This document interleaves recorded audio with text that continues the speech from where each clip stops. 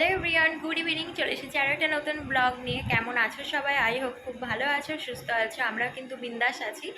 তো সেই দিনটা তো তোমরা আগের ব্লগে দেখেছো যে পুজোর শপিং করতে গিয়েছিলাম বরের জন্য। তো কী কী কেনাকাটা করেছি তোমাদেরকে তো আর দেখানো হয়নি। তো চলো এখন সেগুলোই দেখাবো। তো তোমরা ভিডিওটা কন্টিনিউ দেখতে থাকো।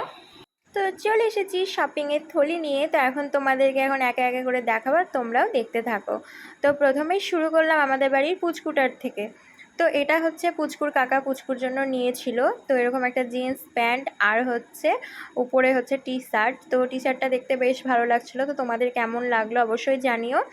এর পরেরটা ছিল আমাদের বাড়ির তরফ থেকে, মানে বাবা টাকা দিয়ে দিয়েছিল, বলেছিল তোদের বাড়ির পুচকুটার জন্য একটা পছন্দ মতো কিছু কিনে নিতে।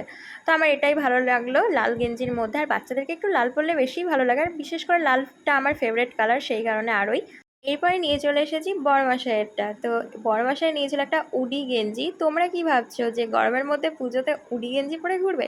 একদমই না, যেহেতু কিছুদিন পরই শীতকাল পড়ে যাবে।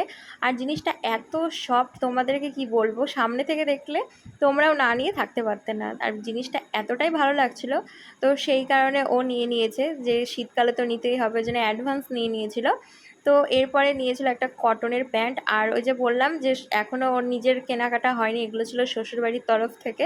তো ওই পছন্দ করে নিয়ে নিয়েছিল। আর এরপরে নিয়েছিল একটা টি শার্ট। আর কি বলো, টি শার্টটাও এত সুন্দর, এত নরম আর সফট, মানে ভীষণই ভালো। আর কালারটাও কিন্তু সুন্দর। জানি না ক্যামেরায় তোমরা কতটা কি বুঝতে পারছো। এরপরে আমি একটা নিয়ে নিয়েছিলাম গেঞ্জি কাপড়ের প্লাজো প্যান্ট। আর কি বলবো, না নিয়ে থাকতে পারিনি, জিনিসগুলো এত ভালো, এত ভালো। আর তোমাদেরকে কাছে থেকে আমি দেখাচ্ছি, এখানে করে একটা করে লাভ দেওয়া ছিল, আর ছিল ছোট ছোট আপেল বা কিছু একটা আঁকানোর পাতা। তো প্রিন্টটা না ভীষণই সুন্দর। আর হ্যাঁ, তোমাদেরকে তো বলাই হয়নি, তোমরা তো ভাবতেই পারো যে বাবার বাড়ির তরফ থেকে তোমার শাড়িটা কই। তো ওই শাড়িটা এখনও কেনা হয়নি, তো কেনা হলেই অবশ্যই হচ্ছে তোমাদেরকে শেয়ার করে দেব। আর নিয়ে নিয়েছিলাম একটা টিস্যুর প্যাকেট। তো এবছর আমি কিন্তু বরের কাছ থেকে কোনো শাড়ি টাড়ি নিইনি, কারণ হচ্ছে আমি ওর কাছে চেয়েছিলাম একটা গোল্ডের জিনিস, তো সেটাই বানাতে দেওয়া হয়েছে। তো খুব তাড়াতাড়ি হাতে পেলে অবশ্যই তোমাদের সাথে শেয়ার করব। তো সেই কারণে আমি আর শাড়ি টাড়ি নিইনি। আর শাড়ি আমার প্রচুর আছে নতুন, তো সেগুলোই পরবো। তো আর এগুলো কেনাকাটা করে আমি পেয়ে গেছিলাম একটা গিফট। তো এটা ছিল 999 টাকার একটা বেডশিট, সেটা আমি পেয়ে গেছিলাম শুধু 99 টাকায়। তো ওই যে পেয়ে গিয়েছিলাম, আগের বছরও পেয়েছিলাম, তো ওই আগের বছরও নিয়ে নিয়েছি আর এই বছরও নিয়ে নিয়েছি। কেমন লাগছে বেডশিটটা অবশ্যই তোমরা কিন্তু কমেন্ট করে জানাবে। আর এই যে দেখো, আমি এখন একটু ভালো করে দেখিয়ে দিলাম। তো আগের বারেরটা খুবই হালকা কালার ছিল, আর এই কালারটা কিন্তু ভীষণই ভালো, মানে আগের বারেরটা থেকে আমার এইটাই বেশি ভালো লাগলো। আর আজকে আমি বাজারে গিয়েছিলাম সকালের দিকে, তখন আমি দুটো ওড়না নিয়ে এসেছিলাম। তো চলো সেগুলো তোমাদেরকে দেখাই। তো এই ওড়নাগুলো খুব ট্রেন্ডিং, সবাই ব্যবহার করে, আর জিনিসটাও বেশ ভালো। তো আমি সুতির নিয়েছি। তো এই যে যেটা আমার হাতে দেখছো এখন, তো এটা হচ্ছে সুতি, মানে ভীষণই ভালো।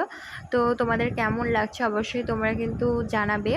আর এই পিনটাই আমার বেশি পছন্দ হয়েছিল, পিঙ্কের উপরে ফুল ফুল করা আছে। এরপরে তোমাদেরকে দেখাবো, ওটা হচ্ছে স্টলের মতো ওড়না। তো এই ওড়নাটাও না ভীষণই সফট, তো এই কারণে আমি নিয়েছি। এটা কিছুটা স্টলের মতো।